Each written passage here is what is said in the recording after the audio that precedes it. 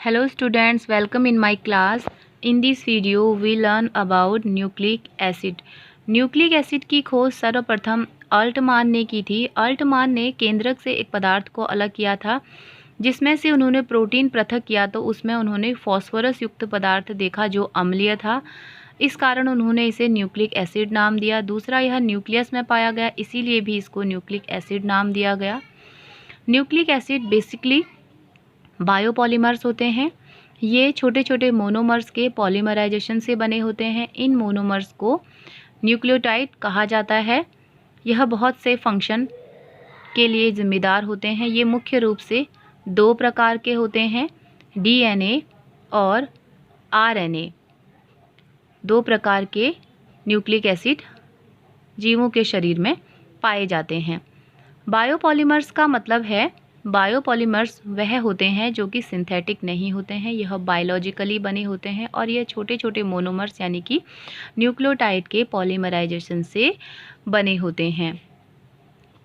जिस प्रकार प्रोटीन भी अमीनो एसिड के पॉलीमराइजेशन से बनते हैं, जिस प्रकार प्रोटीन अमीनो एसिड के विशेष अनुक्रम में जुड़ने से विभिन्न प्रकार के बायोपॉलीमर्स का निर्माण होता है, उसी प्रकार न्यूक्लियोटाइड के विशेष अनुक्रम में जुड़ने से न्यूक्लिक एसिड नामक बायोपॉलीमर्स का निर्माण होता है। यह दो तरीके के हैं, डीएनए और आरएनए।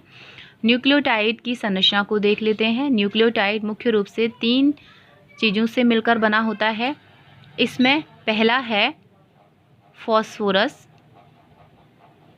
फॉस्फेट, दूसरा है शुगर और चौथा है नाइट्रोजन युक्त बेस। इसमें जो शुगर होती है वह दो प्रकार की होती है न्यूक्लिक एसिड में।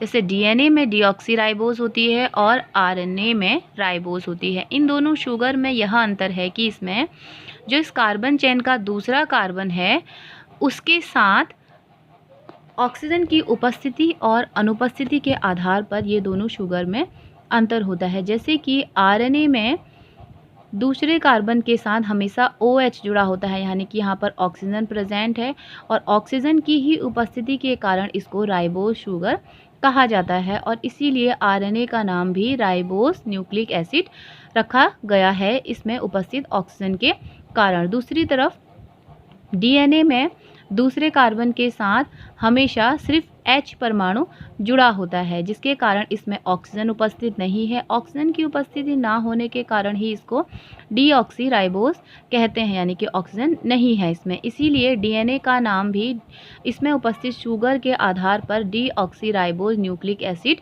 रखा गया है। इन दोनों में, राइबोस और डीऑक्सीराइबोस शर्करा में, यह एक मुख्य अंतर है जिसके आधार पर इनको पृथक्कृत किया जाता है।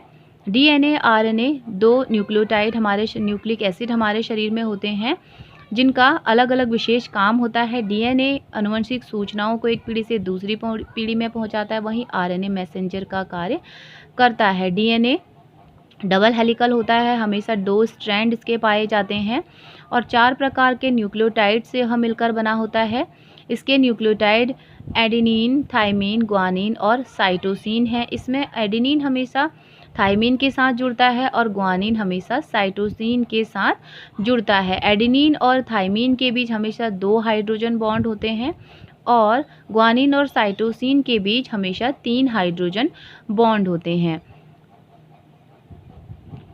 एडेनिन और थाइमिन एक बेस पेयर बनाते हैं और वहीं साइटोसिन और ग्वानिन एक अलग बेस पेयर बनाते हैं। इस प्रकार इन पेयर्स के अलग अलग अनुक्रम में जुड़ने से ही एक पूरे डीएनए सूत्र का या डीएनए अणु का निर्माण होता है। थाइमिन और साइटोसिन पिरिमिडिन्स होते हैं और एडेनिन और ग्वानिन प्यूरिन्स कहलाते हैं। इस प्रकार इनके विशेष अनुक्रम में जुड़ने से एक डीएनए अणु बनता है जो आनुवंशिक सूचनाओं को एक पीढ़ी से दूसरी पीढ़ी में पहुंचाता है, जो 99% जीवों का आनुवंशिक पदार्थ है। केवल कुछ बैक्टीरिया, वायरस को छोड़कर ये सभी में आनुवंशिक पदार्थ होता है और आनुवंशिक सूचनाओं को अपने में संहित रखता है। आरएनए आरएनए की संरचना भी लगभग डीएनए के समान है, थोड़ा बहुत इसमें अंतर है।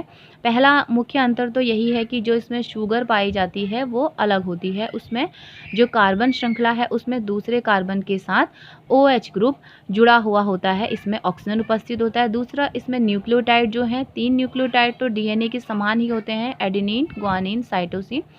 चौथा न्यूक्लियोटाइड इसमें थाइमीन ना होकर यहाँ पर यूरेसिल होता है। इसी यूरेसिल के कारण डीएनए और आरएनए की संरचना में अंतर होता है। आरएनए हमेशा सिंगल स्ट्रैंडेड होता है। कुछ बहुत निम्न श्रेणी के जंतुओं में यह आनुवंशिक पदार्थ का कार्य भी करता है।